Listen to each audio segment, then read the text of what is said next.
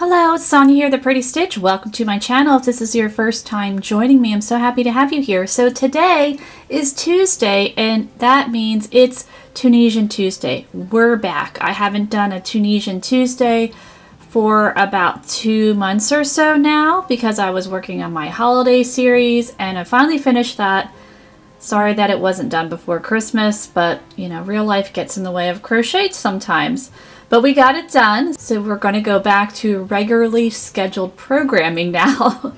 So today I am using my eye hook or 5.5mm hook, and we're going to be doing a stitch pattern. I found a book at the library with a whole bunch of knitting stitches, and I thought, maybe some of these could be translated into Tunisian crochet, which I did do a video about that a couple months ago, and I can place that link. So I found a stitch in there, and I think it's so pretty, and it works out great for Tunisian crochet. So I already worked my chain. So to do this particular stitch pattern, you will need to chain a multiple of 8 and then add 2. So I went ahead and chained 18 because 8 times 2 is 16, and you add 2 and it's 18. So we're going to work on row 1, and I like to work in the back bump of my chain in the second chain from my hook. That's my preferred method with getting started with Tunisian crochet. We're just pulling up our loops. And if you've never done Tunisian crochet before, I do have a playlist that goes over the basics to get you started. So we are just putting our loops on our hook, and Tunisian crochet is worked in 2 parts.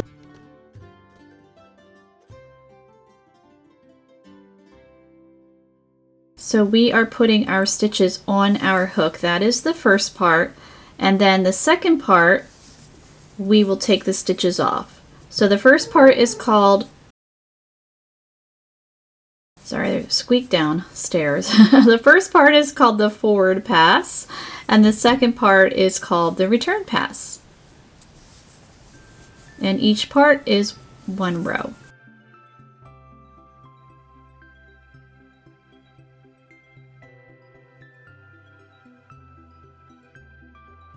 Alright, so I have finished my forward pass, so we're putting our stitches on our hook, and you can see I'm just using a regular straight crochet hook.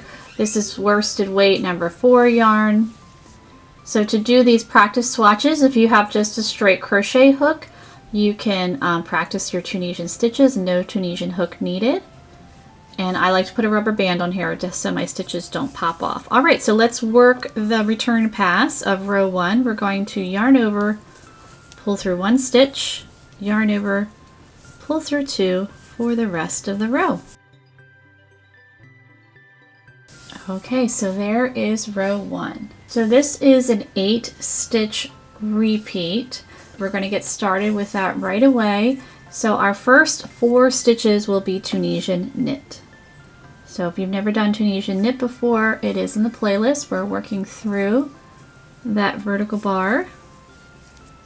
We're going to put 4 Tunisian knit stitches on there. So we have worked 4. Now we're going to work 4 Tunisian purl. And that's the stitch pattern. So it's 4 knit, 4 purl. For row 2 here.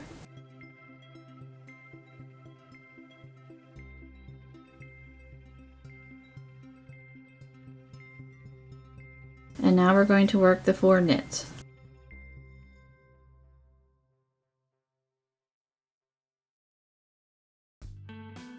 And work 4 purl to finish up the row, and then we'll have 1 more stitch to go.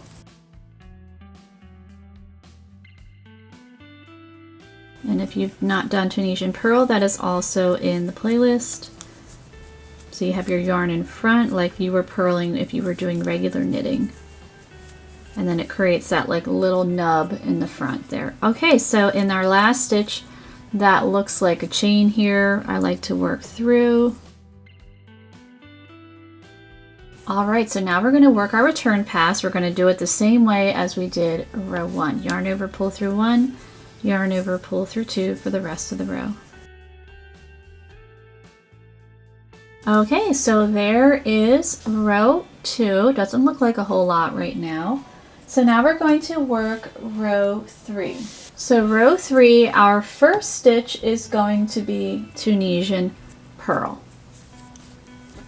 And we're going to be creating a slant effect here. It looks really neat. Okay, so then we're going to go back to our pattern of 4 knit, 4 purl. So we're going to work 4 knit stitches.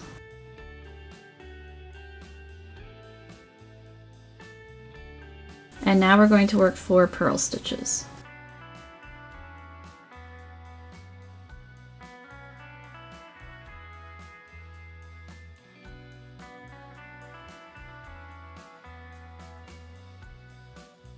And we're going to do 4 knit stitches.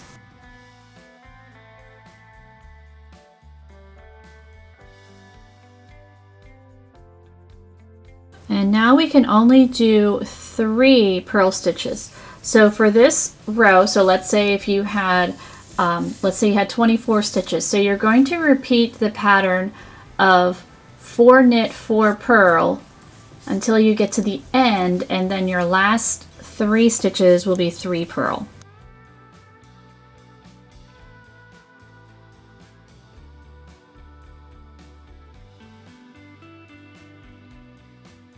So we still will have the same amount of purl stitches as row 2, but that 4th purl we started off with, so that was our first stitch there. Now we just work our stitches off just like we did for the other rows. Yarn over, pull through 1, yarn over, pull through 2.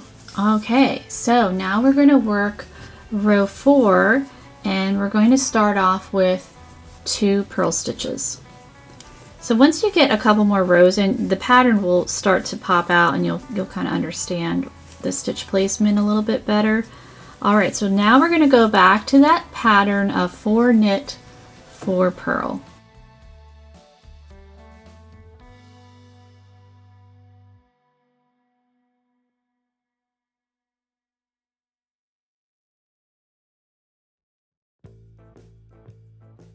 And now we can only do 2 purl, because we did 2 purl at the beginning, so we're going to do our other purl stitches at the end here.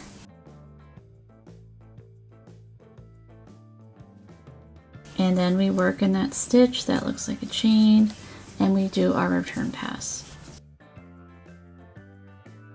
Alright, so there is row 4.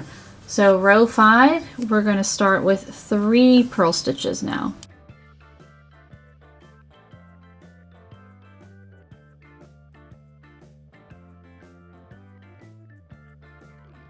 And we're going to go back to 4 knit, 4 purl.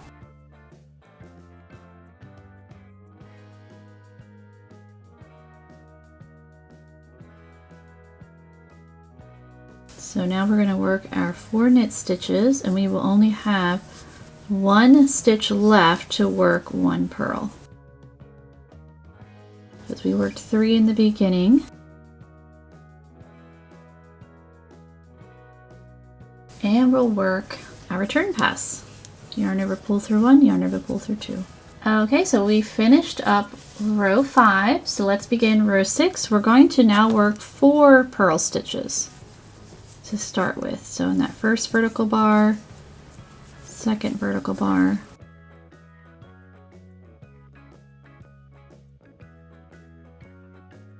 and now we're going to work back to the 4 knit, 4 purl.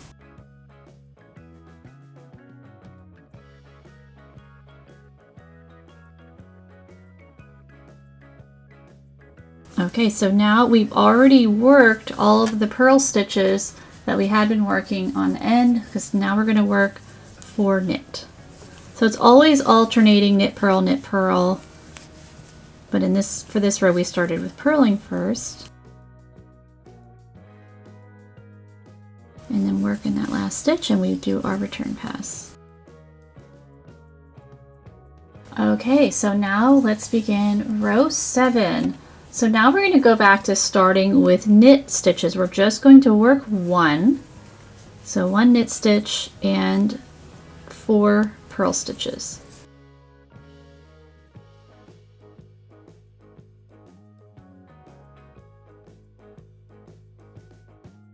And now we work 4 knit and 4 purl.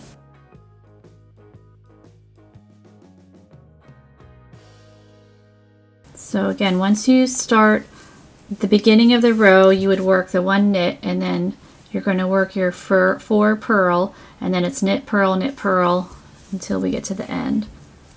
So the middle part is the same, but the end is where in the beginning is slightly different. So we have 4 purl. Now we're going to work 3 knit. Because we already worked that first knit stitch of the 4 in the beginning. And now we're going to work our return pass.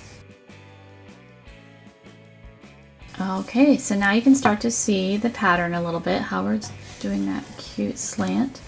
Okay, so for row 8, we are going to work 2 knit stitches. And now we're going to work 4 purl stitches.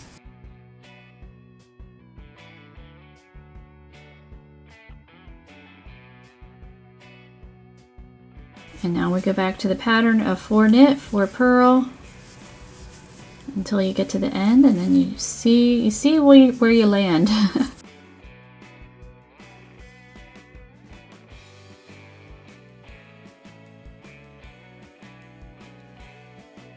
Okay, so I've worked my 4 purl, so now we just have 2 knit stitches to go.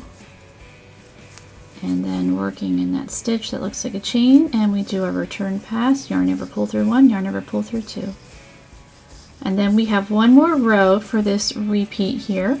Okay, so we have 1 more row, as I said, so we're on row 9. So row 9, we're going to work 3 knit stitches. And then we'll do the 4 purl, and then go back to 4 knit, 4 purl.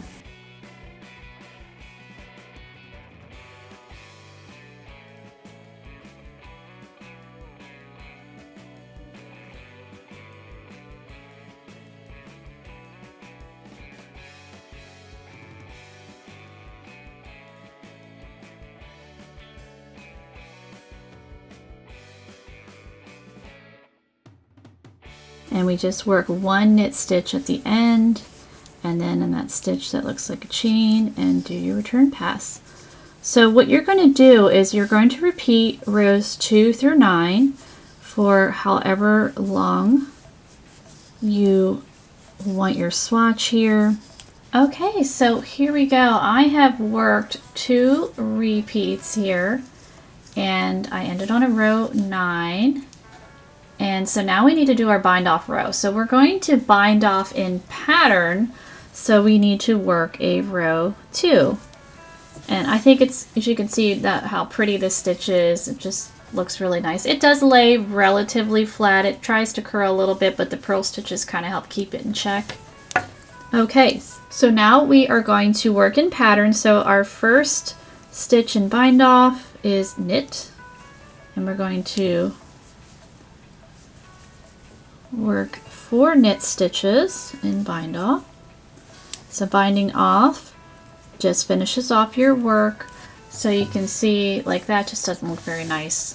So we're going to have each end kind of look the same here. So now we're going to bind off in purl. So we're going to work 4 purl stitches. So if you're not familiar with bind off, it is in the playlist, and it's a combination of working a Tunisian stitch and a regular crocheted slip stitch.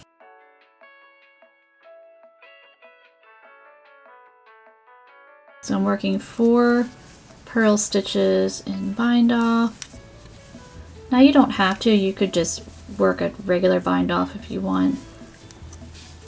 Alright, I am going to then work 4 knit stitch in bind off.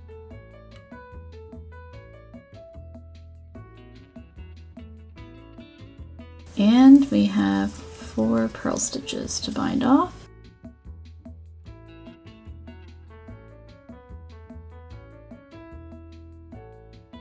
And then our last stitch that looks like a chain, insert it in there.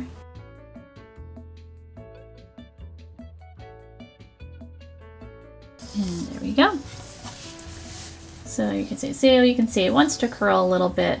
But I do think this stitch would be really pretty, and especially in a blanket. So what you could do is you could have just a pearl border, and that would definitely help keep it from curling. And if you used a yarn that has a little bit of a natural fiber, so this is actually a wool blend yarn, so blocking would definitely straighten that out. Give it a good hard block, and then it should lay nice and flat. So I hope you enjoyed this tutorial, and if you did, please like and subscribe, and thank you so much for watching.